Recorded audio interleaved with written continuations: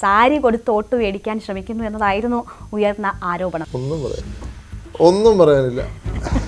പ്രതിഷേധക്കാർ വീടിന് മുന്നിലേക്ക് എത്തുമ്പോൾ അവർക്കിടയിലേക്ക് ഇറങ്ങിച്ചെന്ന് അവരെ സ്വീകരിക്കുന്ന BJP-കാരാണെന്ന് പറഞ്ഞ് നമ്മളങ്ങനെ മാറ്റി നിർത്താൻ പാടുമായിരുന്നു. പ്രതിഷേധക്കാരെ സാധാരണ അങ്ങനെ നേരിടുന്നതല്ലല്ലോ നമ്മൾ കണ്ടിട്ടുള്ളത്. പ്രതിഷേധക്കാരെ കണ്ട് അപ്പം കഴുത്ത് വിളിക്കുന്നു പറയണം, അപ്പം അവരെ ജയിലിലടക്കണം. അവരെ നടി, അഭിനയം എന്നൊക്കെ പറഞ്ഞ് വലിയ രീതിയിലുള്ള വ്യക്തിഹത്യ നടന്നു. കരിങ്കൊടി കാണിച്ചത് പറഞ്ഞപ്പോൾ തന്നെ കഴുത്തിന് വേന വരുന്നത് എങ്ങനെയാ? കുടുംബത്തിൽ നിന്ന് ചാണ്ടിയുമ്മൻ അല്ലാണ്ട് മറ്റൊരു സ്ഥാനാർത്ഥി കൂടി ഉണ്ടാകും.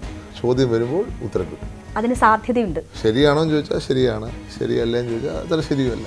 നൃത്തം ശാസ്ത്രീയമായി പഠിച്ചിട്ടുണ്ടോ? രാഹുൽ മാങ്കൂട്ടത്തിലുമായി ബന്ധപ്പെട്ട് ഉയർന്ന ലൈംഗിക ആരോപണങ്ങൾ. വെള്ളം ഒഴുകിപ്പോയി, ഇനി അതിനെ പിടിച്ചു കെട്ടാൻ പറ്റത്തില്ല. ഗണേഷ് കുമാറിനെതിരായ ഒരു പരാമർശം സോളാർ കേസുമായി ബന്ധപ്പെട്ട്. ഗണേഷിനെയും ഞാൻ എന്താ പറയുക, ഒരു ഹൈ റിഗാർഡിൽ വെച്ചിരുന്നതാണ്.